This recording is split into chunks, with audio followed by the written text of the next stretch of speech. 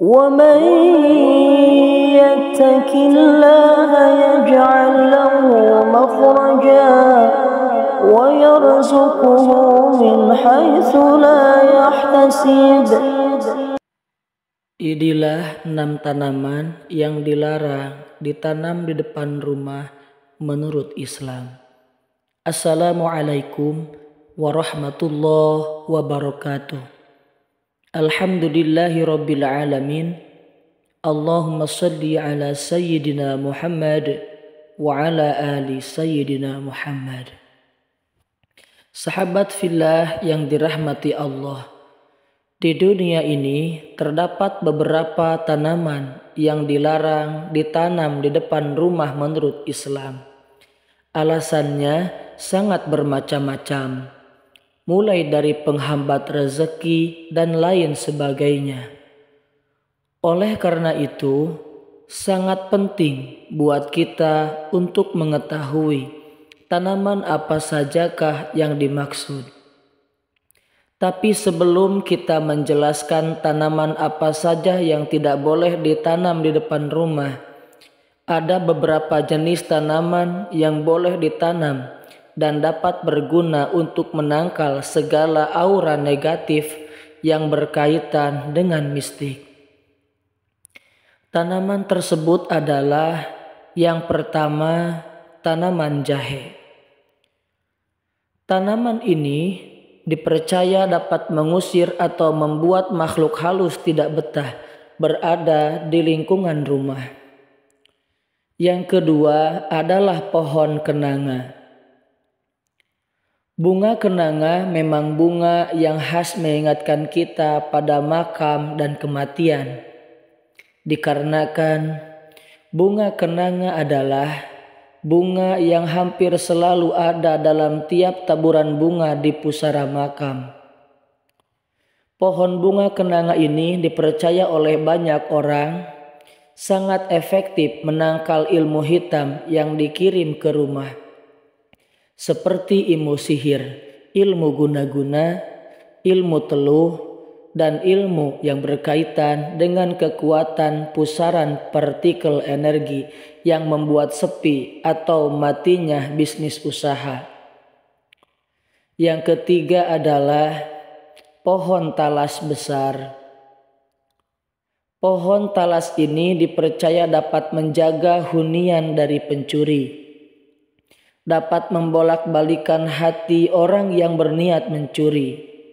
Ketika orang yang berniat mencuri masuk ke area rumah, dengan tiba-tiba hatinya bimbang, lalu mengurungkan niatnya. Yang keempat adalah pohon kelor. Pohon kelor disebut sebagai pelindung terbaik, sebab tanaman ini dapat menangkal ilmu hitam, guna-guna, sihir, hingga teluh. Tata letak tanaman ini jika akan ditanam, maka tanamlah di 4 sudut pekarangan rumah. Sahabat beriman yang dirahmati oleh Allah Subhanahu wa Ta'ala, dan berikut ini tanaman yang tidak boleh ditanam tepat di depan rumah. Yang pertama adalah tanaman mirtus atau asam Jawa. Ada yang menganggap mirtus secara filosofi adalah mirip dengan tanaman asam, sebagai tanaman buah nasib buruk dan tidak boleh dipertahankan. Sebaiknya hindari tanaman ini dari rumah jika tidak ingin mendapat nasib buruk dan kemalangan. Lalu yang kedua, pohon pinang. Ada beberapa orang masih meyakini bahwa pohon ini mampu membuat sifat anak-anak pemilik rumah sulit diajari baik dalam pendidikan moral. Yang ketiga adalah tanaman mati. Selain mengurangi estetika atau keindahan rumah, tanaman mati bisa membawa hal buruk bagi kehidupan kita. Jika ada tanaman yang sudah mati, lebih baik segera singkirkan dan bersihkan dari halaman rumah. Banyak orang yang percaya kalau tanaman mati membawa sial karena menjadi sumber unsur negatif dan kemalangan yang ada di rumah. Yang keempat, tanaman kaktus.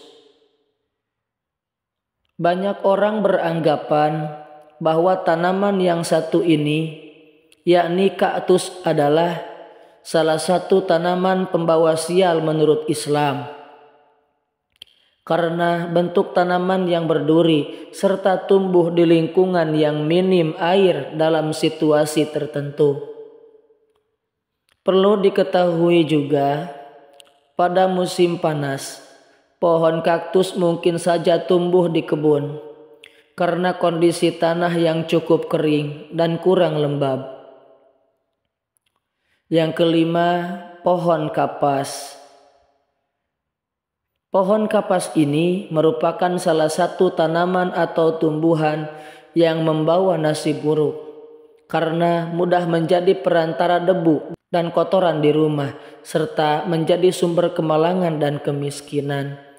Tentunya kalau kita sering meninggalkan rumah dan rumah pun kotor serta tidak terurus, maka rumah bisa jadi tempat sarang makhluk halus. Kemudian yang keenam, mahkota duri. Tanaman yang tidak boleh ditanam di depan rumah selanjutnya adalah tanaman mahkota duri. Hal tersebut dikarenakan mahkota duri memiliki duri tajam yang berbahaya untuk orang-orang di sekitarnya.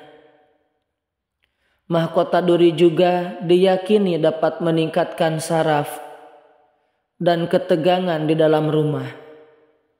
Oleh karena itu, kita sebaiknya menghindari untuk memelihara mahkota duri di depan rumah.